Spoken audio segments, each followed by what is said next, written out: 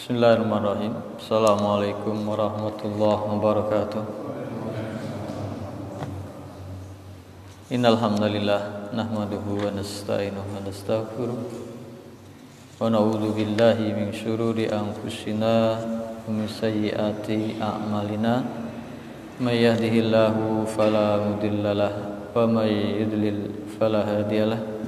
Asyhadu an la ilaha illallah wahdahu la syarikalah wa asyhadu anna Muhammadan abduhu wa rasuluhu la nabiyya ba'dah. Alhamdulillah, segala puji hanya bagi Allah yang telah memberikan kita nikmat iman, nikmat Islam, sehingga kita masih bisa beribadah, masih bisa menyembah Allah Subhanahu wa taala, masih bisa tunduk, rukuk, sujud untuk menghamba hanya kepada Allah Subhanahu wa taala. Salawat dan salam kita sampaikan kepada Nabi kita Muhammad sallallahu alaihi wasallam, panutan kita, pedoman hidup kita, contoh dan toladan bagi kita yang ingin menggapai kehidupan yang bahagia di dunia dan di akhirat. Alhamdulillah, kita lanjutkan kajian kita tentang Ghazwah Banil Mustalik. Kemarin sebetulnya sudah selesai. Peperangan ini tidak banyak yang diceritakan, bahwa peperangan ini terjadi, ada khilaf kapan waktunya. Ada yang mengatakan di bulan Sya'ban tahun ke-5 Hijriah, ada yang mengatakan di bulan Sya'ban tahun ke-6 Hijriah. Kemudian Nabi SAW dalam peperangan ini menikahi Juwairiyah, putri dari kepala suku atau kepala kabilah dari Bani Al-Mustalik.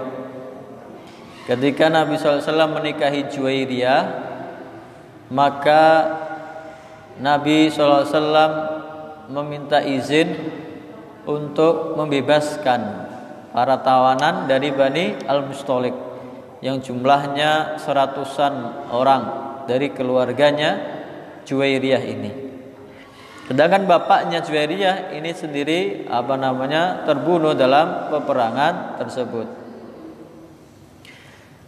Kemudian yang menjadi perhatian, yang menjadi kisah yang agak panjang untuk diceritakan adalah peran orang-orang munafik di waktu tersebut. Sebetulnya ulah perbuatan orang-orang munafik itu sudah jauh-jauh hari merepotkan, menyusahkan, dan membahayakan umat Islam di Madinah. Orang munafik itu tidak ada di Mekah, karena selama di Mekah umat Islam minoritas dan tertindas. Gak ada orang yang pura-pura masuk Islam, gak ada. Dan ketika di Madinah, Nabi SAW ketika baru datang juga nggak ada munafik.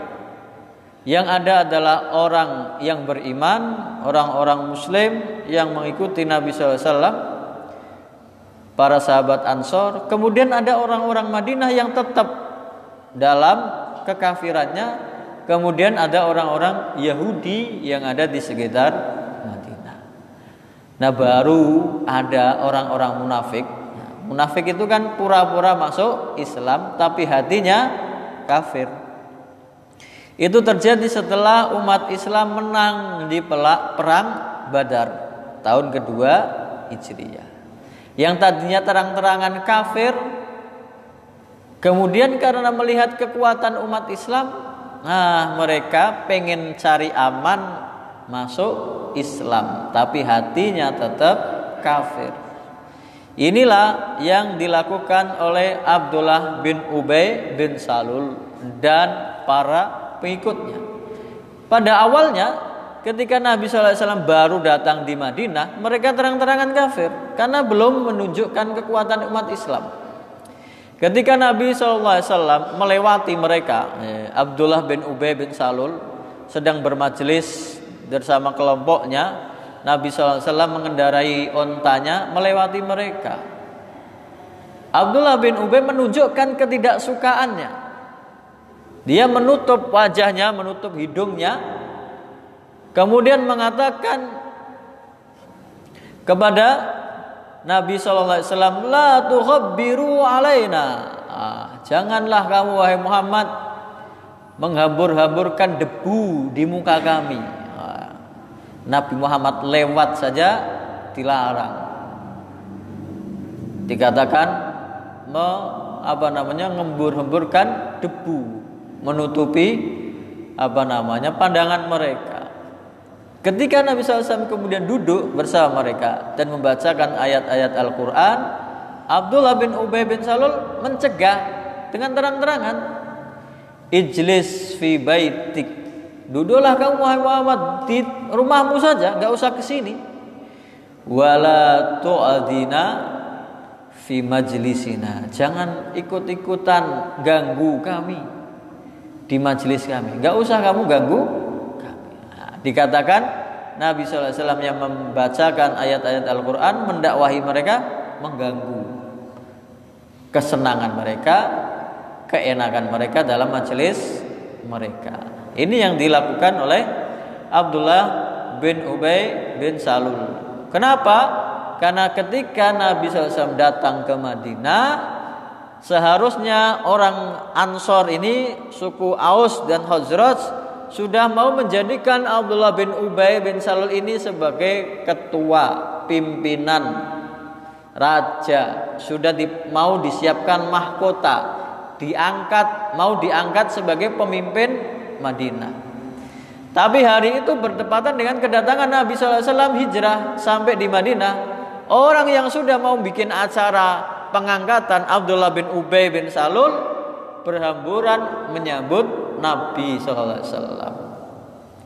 Maka kedengkian itu muncul, menganggap Nabi SAW yang merebut kekuasaannya. Nah, kedengkian ini tetap berlanjut. Maka ketika setelah perang Badar mereka masuk Islam, walaupun ucapan mereka masih menyakiti umat Islam, bahkan terang-terangan perbuatan mereka merugikan, mengancam keselamatan umat Islam. Ketika perang Uhud, Nabi SAW berangkat perang dengan 1.000 pasukan, 300 diantaranya orang-orang gerombolan munafik ini dipimpin oleh Abdullah bin Ubay bin Salul. Ketika pasukan sudah berhadapan-hadapan, Abdullah bin Ubay bin Salul mundur bersama pasukannya 300. Tersisa hanya 700 pasukan melawan 3.000 pasukan dari orang kafir Quraisy. Ini termasuk ulah dari siapa? Abdullah bin Ubay bin Salul dan kelompoknya, orang-orang munafik. Maka turunlah ayat yang menjelaskan tentang orang munafik ini, dan panjang ayatnya.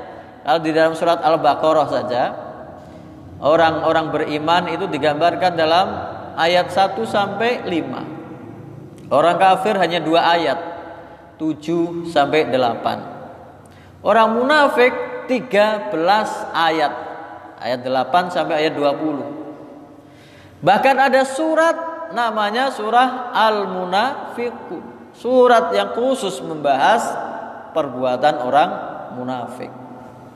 Ini nanti berkaitan dengan peristiwa pulangnya Nabi SAW dari perang Bani Al-Mustalik ini. Jadi ulahnya sudah ada sejak mereka masuk Islam dan menggembosi umat Islam, mencari perkara, mengganggu ketentraman umat Islam. Tapi orang munafik itu caper.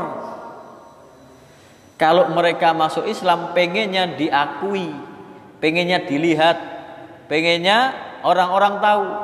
Maka ya digambarkan dalam surah Al-Munafiqun itu, mereka orang-orang ini mengatakan, idza ja'akal munafiquna qalu nashhadu innaka la rasulullah wallahu ya'lamu innaka la rasuluh wallahu yashhadu innal munafiqina lakadzibun. Kalau datang kepada kamu wahai Muhammad al-munafiqun, orang-orang munafik, Mereka mengatakan qalu nashhadu, kami bersaksi bahwasanya engkau annaka la rasulullah, engkau adalah betul-betul utusan Allah. Memuji-muji. Wallahu ya'lamu innaka la rasul. Enggak usah diucapkan, Allah Subhanahu wa taala tahu kalau beliau itu Nabi Muhammad SAW adalah utusan Allah. Wallahu yashhadu, Allah yang mensaksikan, mempersaksikan, dan Allah Subhanahu wa taala bersaksi sesungguhnya innal munafiqin lakadzibun. Orang-orang munafik itu bohong. Jadi setiap sholat Jumat, siapa Abdullah bin Ubay bin Salul itu, jadi setiap yang khutbah kan Nabi SAW. Nabi itu setiap sholat 5 waktu dia yang imami. Jumat, setiap Jumat dia yang khutbah. Maka penggantinya adalah khalifah setelahnya. Abu Bakar As-Siddiq ketika dijadikan khalifah, dia yang imami dan khutbah. Begitulah tugas pemimpin. Begitu juga Umar bin Khattab, Utsman bin Affan, Ali bin Abi Thalib. Nah, Nabi ketika datang di sholat Jumat, hadir, sudah naik ke mimbar, si Abdullah bin Ubay bin Salul ini berdiri. Kemudian dia mengatakan seperti yang diceritakan di surat Al-Munafikun tadi. Nah, dia mengatakan, wahai orang-orang beriman, hada Rasulullah baina adharikum. Ini Rasulullah sudah di depan kalian. Akramakumullahu wa azzakum bihi. Allah Subhanahu wa taala memuliakan kalian karena beliau dan menguatkan kalian karena Nabi sallallahu alaihi wasallam. Fangsuruhu wa azzaruhu, tolonglah dia, maksudnya dukunglah dia dan kuatkan Nabi sallallahu alaihi wasallam ini. Wasma'ulahu wa'tiu, dengarkan khutbahnya, taatilah. Kemudian dia duduk. Setiap khutbah Jumat dia caper seperti itu. Kemudian terjadilah di perang Uhud tadi, yang dia bersama 300 pasukannya membelot ketika pasukan sudah berhadapan-hadapan. Setelah perang Uhud dia melakukan seperti itu lagi, berdiri, caper lagi. Mau berdiri, kemudian mau mengatakan hada Rasulullah baina adharikum. Baru mau mengucapkan seperti itu, baru mau berdiri, ditarik sama para sahabat Ansor. Celaka kamu. Ngapain kamu mengucapkan seperti itu? Ijlis ay aduwallah. Duduk kamu wahai musuh Allah. Karena ketahuan kemarin sudah membelot. Lasta lidzalika bi ahlin. Kamu enggak pantas mengucapkan seperti itu. Wa qad sona'ta ma sona'ta. Kamu sudah melakukan perbuatan yang kemarin sangat memalukan, membahayakan umat Islam. Kemudian dia nggak terima. Orang munafik begitu dinasehati nggak terima. Dia mengatakan, wallahi laka annama qultu bujran. Demi Allah, seakan-akan aku mengatakan sesuatu kejahatan, perbuatan jahat kepada orang Islam ini. Ankum tu usaddid amrahum, atau aku mau mempersulit urusan mereka. Lalu dia keluar dari masjid, nggak ikut sholat Jumat. Begitu di pintu masjid ketemu sama seorang sahabat Ansor. Kemudian sahabat itu berusaha menenangkan. Irji, pulanglah, duduklah, ikut sholat Jumat. Yastaghfirulaka Rasulullah SAW. Semoga Rasulullah SAW memintakan ampun kepadamu. Duduklah, nanti Nabi akan memintakan ampun kepadamu. Nah dia menjawab, wallahi ma abtaghi an yastaghfirali. Demi Allah aku enggak butuh untuk dimintakan ampun.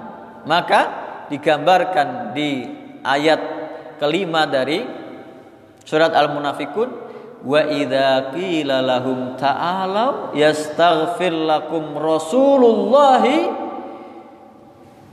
lawau ru'usahum wa ra'aitahum yasudduna wa hum mustakbirun. Ketika dikatakan kepada mereka, ta'alu, kemari, duduk lagi di masjid, masuk lagi. Yastaghfir lakum Rasulullah, supaya Rasulullah SAW memintakan ampun kepadamu. Lawau ru'usum, mereka memalingkan mukanya. Enggak mau. Wa ra'aitahum, dan engkau melihat mereka yasudduna, menghalang-halangi orang dari mengikuti Nabi sallallahu alaihi wasallam. Wa hum mustakbirun, menyombongkan diri. Nah, itulah sifat orang munafik. Maka divonis di ayat ke-6, sawaun alaihim astaghfarta lahum am lam tastaghfir lahum la yaghfirallahu lahum. Sama saja bagi kamu memintakan ampun kepada mereka atau tidak memintakan ampun, mereka tidak akan diampuni oleh Allah Subhanahu wa taala. Innallaha la yahdil qaumal fasikin. Sesungguhnya Allah Subhanahu wa taala tidak memberi petunjuk kepada orang-orang yang fasik. Ini kelakuan orang-orang munafik. Dan mereka sadar ketika melihat kemenangan. Ini kan berlanjut perang Uhud. Nah, ini kan mereka ngelunjak lagi setelah perang Uhud ketika melihat seakan-akan orang Islam itu kalah di perang Uhud. Dia menampakkan permusuhannya, berhubungan dengan Yahudi, berkoneksi dengan orang kafir Quraisy. Kemudian ketika dilihat, kemudian setelah perang Uhud, perang Ahzab, menang umat Islam. Padahal kekuatannya sedikit. Mereka sadar sebetulnya yang menjadikan umat Islam itu menang, unggul, itu bukan jumlah pasukannya, bukan senjatanya, bukan strateginya. Tapi yang menjadikan umat Islam menang adalah ketaatan mereka kepada Nabi SAW, keikhlasan mereka, pertolongan dari Allah Subhanahu wa taala. Maka mereka membuat kesimpulan, percuma kalau melawan umat Islam secara fisik, secara frontal, secara terang-terangan, perang apapun gak akan menang sama umat Islam. Lalu apa yang diusahakan? Mereka ingin memecah belah umat Islam dari dalam.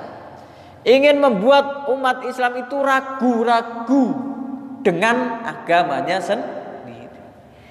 Lalu apa yang jadi pedoman umat Islam ini? Ya pedomannya Nabi sallallahu alaihi wasallam yang dijadikan tauladan, contoh.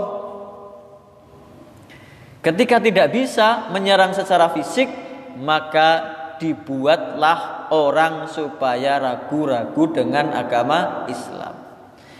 Bagaimana dijadikan orang ragu-ragu dengan agama Islam? Maka dicarilah aib, dicarilah cacat, dicarilah kejelekan, dicarilah celah untuk merendahkan umat Islam. Bagaimana caranya? Yang pertama diserang adalah pribadi Nabi sallallahu alaihi wasallam. Karena Nabi jadikan panutan. Seakan-akan mereka ingin merendahkan kedudukan Nabi supaya nggak pantas dijadikan panutan. Nah, kemudian terjadilah Nabi Shallallahu Alaihi Wasallam menikahi Zainab bintu Jahsh. Zainab bintu Jahsh itu adalah dulu mantan istrinya Zaid bin Harithah. Zaid bin Harithah adalah budak yang dulu didapatkan oleh Khadijah. Kemudian ketika Nabi menikahi Khadijah, dihadiahkan kepada Nabi. Oleh Nabi dijadikan anak angkat. Jadikan anak angkat di zaman jahiliyah. Ketika selesai Zaid bin Harithah menikahi Zainab binti Jahsh, menceraikannya, kemudian Nabi menikahi Zainab binti Jahsh. Disinilah mereka mau cari celah. Kenapa? Ada dua yang mau diungkit oleh orang munafik. Pertama, ini adalah istri Nabi yang kelima. Sedangkan dalam syariat Islam harus hanya dibatasi maksimal orang beriman itu istrinya cuma 4. Mau diungkit. Wah, Muhammad enggak benar ini. Tidak sesuai dengan ajarannya sendiri. Yang kedua, orang dahulu jahiliyah menganggap anak adopsi, anak angkat itu hukumnya sama dengan anak kandung. Dia dapat warisan dan dia nasabnya kepada yang mengangkat, dan istrinya berarti menantu dari bapak angkat ini kedudukannya sama dengan menantu anak kandung, tidak boleh dinikahi selamanya. Nah, ternyata Nabi menikahi mantan istrinya Zaid bin Harisah, berarti mantan menantunya sendiri. Ada dua yang mau diungkit oleh orang munafik ini. Wah, tetapi usaha itu jelas gagal karena turun ayat satu-satunya nama sahabat yang disebutkan di dalam Al-Quran itu bukan Abu Bakar, bukan Umar, bukan Ali, bukan Utsman, walaupun cerita mereka ada di dalam Al-Quran. Abu Bakar As-Siddiq menemani Nabi, ceritanya disebutkan di dalam Al-Quran. Idhuma fil ghar, ketika keduanya di dalam nggak pernah disebutkan namanya. Umar bin Khattab berapa kali ayat itu berkenaan dengan Umar bin Khattab, tetapi tidak pernah disebut namanya. Ali bin Abi Thalib itu disebut dalam mubahalah. Abna ana wa abnaakum, anfusana wa anfusakum. Datangkan kemari keluargamu, istri-istrimu, anak-anakmu, kamu datangkan, aku datangkan keluargaku, anakku, istriku, kita bermubahalah. Nah, anak istriku itu termasuk di dalamnya Ali bin Abi Thalib. Tapi nama tidak pernah disebut. Satu-satunya nama yang disebut dari kalangan sahabat di dalam Al-Quran adalah Zaid. Falamma qada Zaidum minha watar. Ini ayat membantah tentang tuduhan orang munafik, bahwasanya hukum tabani itu mengangkat anak. Ibn itu kan anak laki-laki, mengangkat anak. Adopsi dalam Islam itu tidak berlaku seperti anak kandung. Dia tidak mendapat warisan, dia tidak menasabkan namanya kepada bapak angkatnya, dan istrinya boleh dinikahi oleh bapak angkatnya kalau sudah diceraikan. Ini jawaban yang pertama. Yang kedua, tentang istri Nabi yang lebih dari 4 tadi, dijawab di surah sama Al-Ahzab ayat 50. Kalau yang tadi nama Zaid itu disebut itu di surat Al-Ahzab ayat 37. Ini semua dijawab di dalam Al-Quran, dan Nabi SAW terbebas dari semua tuduhan orang kafir. Nah, di perjalanan pulang dari perang Bani Mustalik itu atau Al-Muraisi itu, Nabi SAW setelah memenangkan pertempuran, menikahi Juwairiyah. Jadi setiap pertempuran dalam safar, Nabi itu selalu ditemani oleh salah satu istrinya. Pas di pertempuran Bani Mustalik itu, yang menemani, yang mendapat undian adalah Aisyah radhiyallahu anha. Dia yang ikut menyaksikan pernikahan Nabi SAW menikahi Juwairiyah. Kemudian pulang dari situ di Muraisi itu kan nama mata air. Sedang istirahat, sedang mau cari air, mau melepas lelah dari peperangan, maka ada 2 orang, yaitu Jahjah Al-Ghifari. Ini bisa dikatakan budak atau pembantunya atau sewaannya Umar bin Khattab, berarti dari kalangan muhajirin, dari Al-Ghifari. Kemudian ketika sedang ngantre ngambil air di mata air itu, ketemu dengan Sinan bin Wabar al-Juhani. Sama-sama dia itu hanya pelayan, pembantu atau pegawai dari orang Ansor. Yang satu pelayan dari orang Muhajirin, yang satu pelayan dari Ansor. Dua ini berebut, desak-desakan, kemudian senggolan entah kenapa, bertengkar. Enggak cukup bertengkar, sampai berkelahi. Nah, yang orang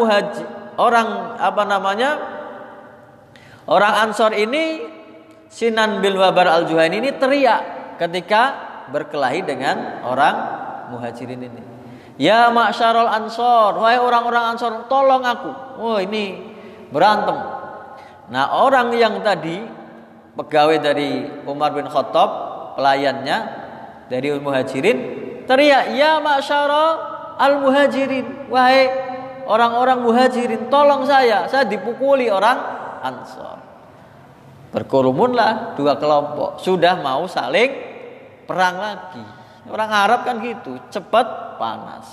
Tapi Nabi kebetulan mendengar. Kemudian Nabi SAW melerai dengan mengatakan, Abidakwal jahiliyati wa ana baina adharikum. Apakah kalian menggunakan slogan-slogan jahiliyah, fanatisme jahiliyah, ingin berperang, ingin berebut kekuasaan, sedangkan aku sedang bersama kalian. Kalian sudah dipersatukan dengan akidah umat Islam ini. Apakah pantas seperti itu? Mereka sadar, bubar, nggak jadi. Tapi orang munafik itu dijadikan bahan lagi, dijadikan alasan lagi. Kedengaran sama Abdullah bin Ubay bin Salul tadi yang bikin heboh tadi. Lalu dia mengatakan perkataan yang tidak terima dengan perlakuan orang Muhajirin tadi. Au qad fa'aluha, apakah seperti itu kelakuan orang-orang Muhajirin? Qad nafaruna wa kasaruna fi biladina. Sungguh mereka itu sudah mengalahkan kita, menguasai kita di negeri kita. Ibaratnya dia itu nggak terima. Ini perantau datang dulu kita bantu, kok ngelunjak. Ini orang munafik lidahnya ini. Wallahi ma nahnu wa hum illa kama qala. Dia mengatakan sebuah perumpamaan. Demi Allah, antara kita dengan mereka itu seperti perumpamaan. Samin kalbak yakulka. Gemukkan anjingmu, dia akan menggigitmu. Perumpamaan kita kan hampir sama. Ibarat nolong anjing kejepit, begitu ditolong habis sudah lepas, kita yang digigit. Dia menuduh, memperumpamakan orang Muhajirin itu seperti anjing yang ditolong tadi. Kedengaran oleh salah seorang tentara dari umat Islam. Kemudian orang ini yang mendengar adalah Zaid bin Arqam. Kebetulan dia itu masih kecil, remaja, bukan orang yang sudah dewasa banget. Lalu dia lapor sama pamannya. Pamannya lapor sama Nabi sallallahu alaihi wasallam. Ketika lapor, Nabi sedang bersama Umar bin Khattab radhiyallahu anhu. Enggak ada ampun. Kemudian orang itu lapor sedang bersama Umar. Umar langsung komentar melihat mendengar laporan ucapan Abdullah bin Ubay bin Salul. Mur Abbad bin Bishr falyaktulhu. Enggak usah dibikin ribet ya Rasulullah. Perintahkan Abbad bin Bishr supaya membunuh orang ini, selesai urusan. Namanya Umar. Tapi Nabi SAW, itulah saking emannya Nabi. Bahkan nanti Abdullah bin Ubay bin Salul ini ketika meninggal mati, Nabi masih menyolatkannya. Umar mencegah, ya Rasulullah nggak usah disolatkan orang model kayak gitu. Wong tadi kan minta ampun saja diampuni, nggak bakal diampuni. Walau sab'ina marrah, walaupun 70 kali engkau memintakan ampun wahai Rasulullah, tidak akan diampuni. Enggak. Saya akan memintakan ampun sampai lebih dari 70 supaya Tapi habis itu turun ayat di surat At-Taubah, jangan engkau sholat wahai Muhammad di atas kuburan mereka atau menyolati mereka yang meninggal. Sejak itu Nabi enggak pernah ikut menyolati orang yang munafik. Terakhir itu ya Abdullah bin Ubay bin Salul. Kemudian Nabi melarangnya. Fakaifa ya Umar idza tahaddatsan nasu anna Muhammadan yaqtul ashabahu. Ya jangan begitu wahai Umar. Nanti ada komentar dari luar, pandangan orang dari luar. Itu Muhammad saja membunuh pengikutnya, sahabatnya sendiri. Kenapa? Karena Abdullah bin Ubay mengucapkan syahadat, ikut sholat, ikut perang. Kita menghindari itu. Jangan sampai ada orang yang mengatakan, "Oh, Muhammad sudah masuk Islam saja masih dibunuh." Tambah kejam lagi. Maka dilepaskan. La walakin adzin birrohil. Nah, Nabi SAW kemudian memerintahkan ini karena perjalanan pulang sudah, nggak usah dibikin ribet, biar nggak kakean omong, kakean komentar. Pulang saja kita langsung berangkat. Itu hanya baru mau istirahat itu. Baru mau ngambil air, mau istirahat, mau minum atau makan. Sudah berangkat saja berangkat. Maka berangkatlah pasukan pulang. Itu seharian penuh berangkat, non-stop. Misalnya berhenti untuk sholat, malamnya berangkat lagi sampai pagi. Besoknya pagi-pagi sudah non-stop kan, kecapean. Besok paginya lagi karena non-stop perjalanan. Ketika matahari sudah terik, baru diberi waktu untuk istirahat. Begitu disuruh stop istirahat, teklah sudah tepar semua, ketiduran semua. Nah nanti itu ada cerita tentang hadisul ifki, tuduhan kepada Aisyah radhiyallahu anha, tuduhan bohong. Nah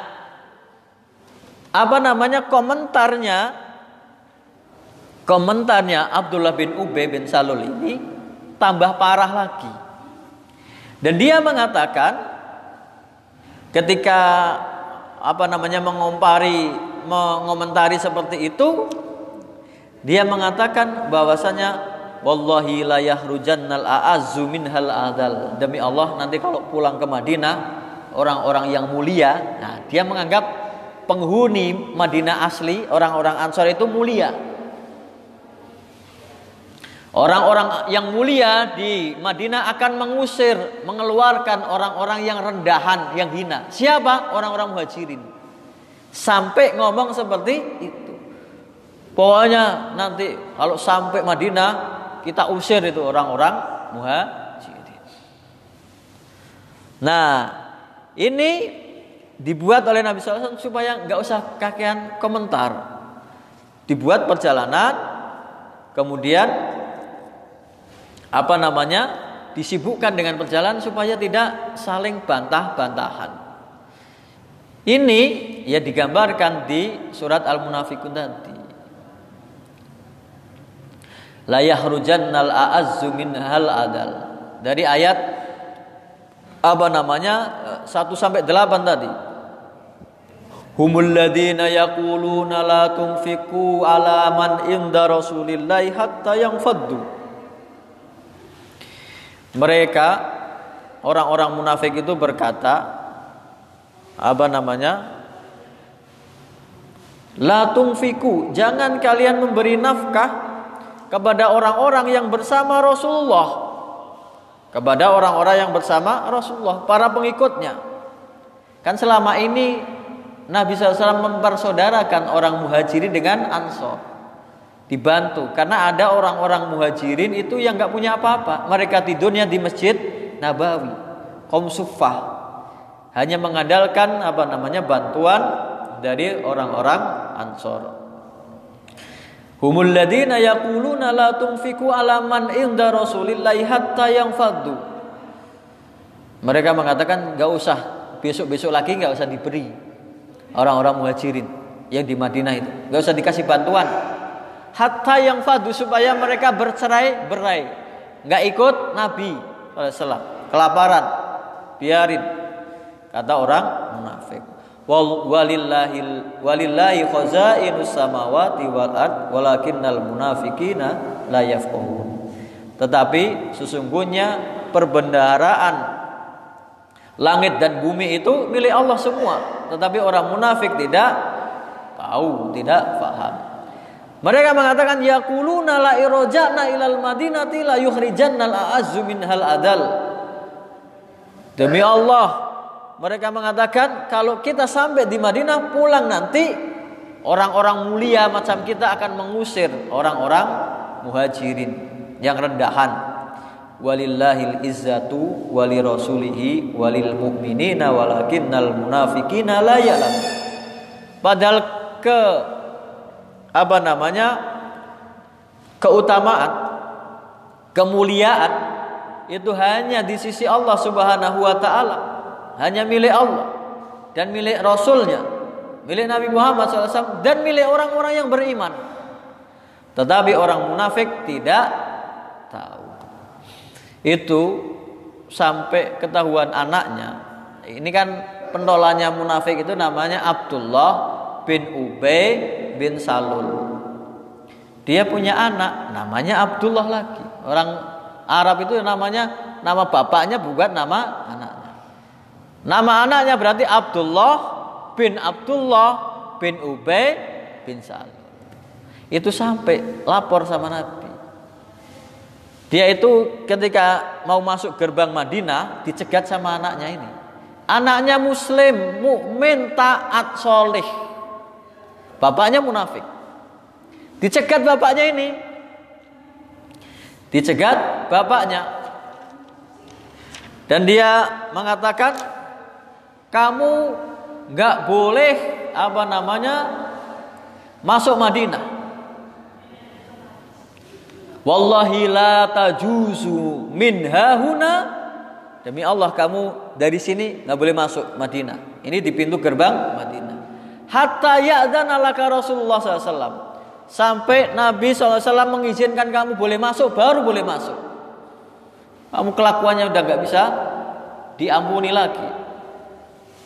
Kemudian Nabi SAW, karena dia ketika bertemu Nabi, ya tobat. Ya Rasulullah, saya nggak mengatakan seperti itu. Sumpah. Maka di ayat kedua dari surat Al-Munafikun itu, ittakhadu aymanahum junnatan fasaddu an sabilillah. Mereka menggunakan sumpah-sumpahnya sepotong untuk menutupi kebohongan mereka. Ittakhadu aymanahum junnatan fasaddu an sabilillah. Mereka menutupi kelakuannya dengan sumpah-sumpah untuk menghalangi orang dari jalan Allah. Innahum sa'a ma kanu ya'malun. Sungguh buruk sekali yang mereka lakukan. Begitu diizinkan Nabi untuk masuk, diizinkan masuk. Lalu anaknya ini lapor kepada Nabi, "Ya Rasulullah, in arata qatlahu famurni." Ya Rasulullah, enggak usah dibikin ribet. Kalau engkau memutuskan mau ingin membunuhnya, enggak usah orang lain, saya saja yang disuruh. Tak penggal, tak bawa kepalanya kepadamu ya Rasulullah. Ini anaknya sendiri. Sampai sebegitu ini, karena sudah diungkapkan, sudah dibuka kedok mereka itu di ayat-ayat Al-Qur'an. Di surat Al-Munafikun, surat Al-Ahzab, surat At-Taubah, itu sudah menggambarkan kelakuan orang munafik. Ibaratnya nggak bisa sembunyi lagi. Tapi ya orang munafik itu ya seperti itu. Nah, dari perjalanan itulah terjadi hadisul ifki, peristiwa berita bohong yang menimpa Aisyah radhiyallahu anha. Jadi waktu istirahat itu semuanya pada tepar, istirahat semua. Aisyah kan ditandu. Berarti Aisyah umurnya, kalau perang Badar itu umurnya baru 9 tahun, berarti ini kan tahun ke-6. Berarti 13 tahun. Berarti masih kecil, masih ringan. Dia ditandu sama 4 orang. Begitu istirahat, yang lain orang-orangnya istirahat, Aisyah ini pergi buang hajat. Ya di padang pasir, pokoknya cari tempat yang jauh. Selesai dari buang hajat, dia balik lagi ke tandunya yang ada tendanya itu. Begitu masuk di tendanya atau tandunya itu, dia raba, kalungnya hilang. Padahal kalung itu minjem kepada saudaranya. Maka dia keluar lagi, nyari lagi kalungnya. Lama, nggak ketemu. Begitu ketemu, balik lagi. Begitu balik lagi, ternyata rombongan ini sudah berangkat. Karena Nabi tidak mau orang itu saling komentar, saling ngobrol, saling berbicara. Ya sudah berangkat, sudah kehilangan. Nah teriak-teriak, dikiranya ya kayak tadi, karena saking ringannya 4 orang ini nggak tahu bedanya antara ada orang atau tidak ada orang di dalam tandunya. Ya udah berangkat. Aisyah teriak-teriak sampai capek, nggak ada yang datang. Dan rombongan tetap berangkat. Aisyah kemudian tetap duduk di situ menunggu. Oh siapa tahu ada nanti kalau ketahuan balik lagi. Ternyata tidak. Nah kurang berapa menit ini? 4 menit. Ternyata tidak. Tidak, maka rombongan berangkat. Aisyah nunggu di situ sampai kecapean, sampai ketiduran. Lalu dia ternyata dari rombongan tentara umat Islam itu ada namanya Sofwan bin Mu'attal. Sama orangnya, dia suka tidur. Jadi dia paling belakang dari rombongan. Dia naik onta, begitu sendirian, pokoknya paling belakang dari rombongan. Begitu sampai di situ, lihat ada Aisyah radhiyallahu anha tidur. Kaget, mengucapkan istirja, innalillahi wa inna ilaihi. Istirja, innalillahi wa inna ilaihi.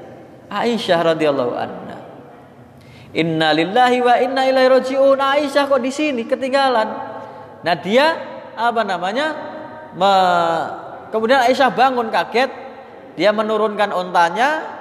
Aisyah disuruh naik, nggak ada ngobrol, nggak ada bicara, nggak ada interaksi. Aisyah disuruh naik ontanya, dia yang nuntun, nyusul rombongan. Begitu nyusul rombongan sampai di sana lah, lagi-lagi tadi mencari celah dari pribadinya Nabi nggak dapat, ini cari celah dari istrinya Nabi, orang munafik. Istrinya Nabi Aisyah radhiyallahu anha dituduh selingkuh sama Sofwan bin Mu'attal. Nggak ada habisnya orang munafik. Nah, tapi karena agak panjang ya wis buat minggu depan saja. Wallahu taala a'lam.